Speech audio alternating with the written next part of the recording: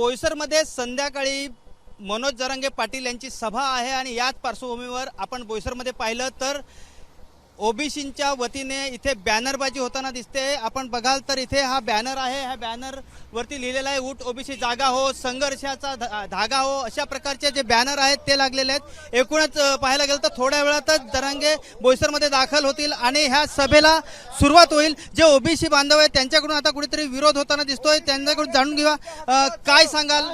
हे सध्या banner war सुरू आहे, नेमकं कशामुळे बॅनर वॉर सुरू आहे? नाही बघा, बॅनर वॉर वगैरे हा प्रकार नाहीये। आपल्या पालघर जिल्ह्यामध्ये जवळपास दोनच समाज आहेत, त्याच्यामध्ये एक ओबीसी समाज आहे मोठ्या संख्येने आणि आदिवासी समाज आहे। आज मनोज जरांगे पाटील यांनी महाराष्ट्रभर मराठा समाजाला आरक्षण मिळावं याकरता त्यांची आंदोलनं सुरू आहेत।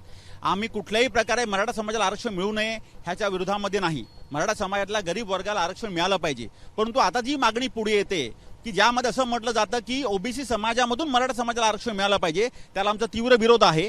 ओबीसी आरक्षण हे खूप संघर्षातून घटनेच्या मार्गातून मागासवर्गीय म्हणून त्यांना मिळालं आहे। अशा वेळेला आपल्या समाजाची मागणी करताना दुसऱ्या समाजावर आपण अन्याय करून ती आपण आपलं समाजाचं भलं करणार आहोत का? आणि जो समाज खूप गुण्यागोविंदाने राहतोय, मग तो पालघर जिल्ह्यातला जो काही मराठा समाज आहे जो नोकरी निमित्ताने इकडे आलेला आहे, तो एक 2% माध्यमातून आहे, पण तो समाज पण आमचाच आहे। आम्ही खूप चांगल्या पद्धतीने इकडे राहतो, आमच्यामध्ये कुठलाही द्वेष नाही। आणि अशा वेळेला आपण बोईसरमध्ये येऊन जर ओबीसीची मागणी करणार असाल ते योग्य नाही। त्यांनी यावं, त्यांनी भाषण करावं, त्यांना आमच्या शुभेच्छा आहेत, त्यांना आमचं समर्थनही आहे। परंतु हे होत असताना ओबीसी समाजावर जर अन्याय होणार असेल तर ते कुठल्याही परिस्थितीत ओबीसी समाज खपवून घेणार नाही।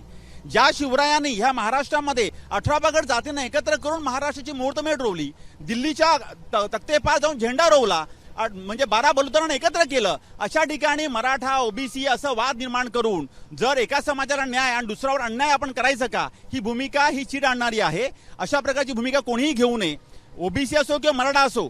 ज्याच्यामध्ये जे योग्य आहे त्याला निर्णय कोण देणार आहे? त्याला घटना आहे, त्याला न्यायालय आहे, त्याने न्यायालयाच्या मदतीने जावं, त्याने सरकारकडे ही मागणी करावी। पण हे होत असताना केवळ आपला दबाव वापरून आणि इकडे जमाव दाखवून हा प्रेशर टॅक्टिक्स त्यांनी वापरू नये। असे प्रेशर टॅक्टिक्स ओबीसी समाजही वापरू शकतो, परंतु कुठेतरी शांततेचा भंग होऊ नये ही आमची काळजी आहे। परंतु जर ओबीसी समाजावर अन्याय व्हायची विषय आला, मला खात्री आहे की सरकार अशी कुठलीही भूमिका घेणार नाही ज्या माध्यमातून ओबीसी समाजावर अन्याय होईल। परंतु जर असा दबाव टाकून जर गोष्ट होणार असेल तर ओबीसी समाजही स्वस्थ बसणार नाही, हे मात्र नक्की। काल एक आपण पत्र दिलेलं आहे पोलिसांना वगैरे, ते काय पत्र आहे नेमकं, काय त्याच्यात? नाही, पत्रामध्ये आम्ही हेच म्हटलंय की जर आज ज्या सभा होते बोईसरमध्ये, ह्या बोईसरच्या सभेकरता आमचा कुठलाही विरोध नाही, त्यांनी सभा घ्यावी, परंतु या सभेमध्ये त्यांनी ओबीसी समाजावर भाष्य करू नये।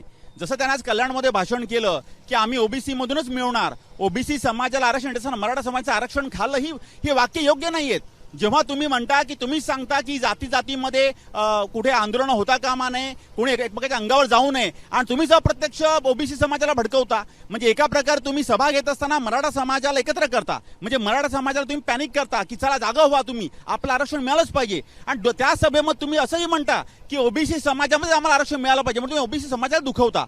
ही दोन गोष्टी तुम्ही दोन समाजाला भिडवण्याचं काम करू नका। खूप चांगल्या पद्धतीने पालघर जिल्हा हा अतिशय, मग तो इथला कुणबी असो, मांगेला असो, वाडवळ असो, वंजारी असो, भंडारी असो, आगरी असो, कोळी असो, हे सर्व समाज खूप सुखा समाधान राहत आहेत। इथे कुठेही ओबीसी मराठा वाद नाही।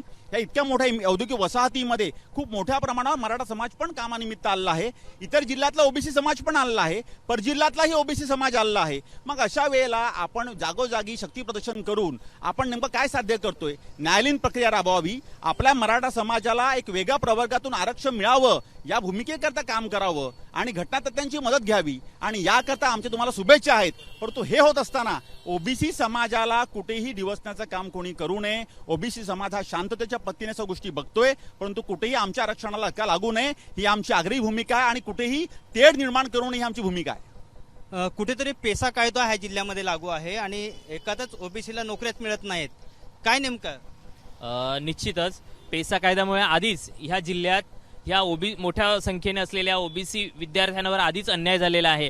आपण मागेच बघितलेलं, आपणही चांगली न्यूज कव्हर केलेली ती की मागे जी उपोषणं झाली, आंदोलनं झाली विद्यार्थ्यांची, की विद्यार्थ्यांना ह्या जिल्ह्यात चांगली शैक्षणिक गुणवत्ता असून देखील त्या गुणवान विद्यार्थ्यांना न्याय मिळत नाहीये। त्याच्यात जर ह्या मराठा समाजाला जर कुणबी दाखला देऊन आणि ह्यांना जर ओबीसीचं प्रमाणपत्र दिलं तर मुळातच इथे आम्हाला नोकरी, आमच्या मुलांना इथे नोकऱ्या नाही आहेत, शासकीय नोकऱ्या नाही आहेत. आणि आणखीन जर ह्यांची आमच्या ओबीसी प्रवर्गात जर भरती केल्यानंतर तर मग आम्हाला नोकरी मिळणं अशक्यच होऊन जाईल. त्याच्यामुळे आमचा ह्या सगळ्या गोष्टीला निश्चित खूप मोठ्या तीव्र विरोध आहे की त्यांच्या आरक्षणाला आमचा विरोध नाही, पण त्यांना कुणबी सरसकट कुणबी प्रमाणपत्र देऊ नये, त्यांना ओबीसी प्रवर्गात घेऊ नये, ही आमची प्रमुख मागणी आहे.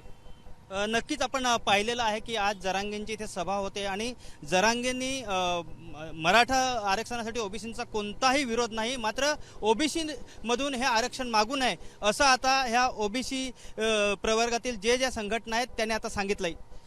कॅमेरामॅन कृष्णा कापरेसह मी संतोष पाटील, एबीपी माझा, पालघर. एबीपी माझा, उघडा डोळे बघा नीट.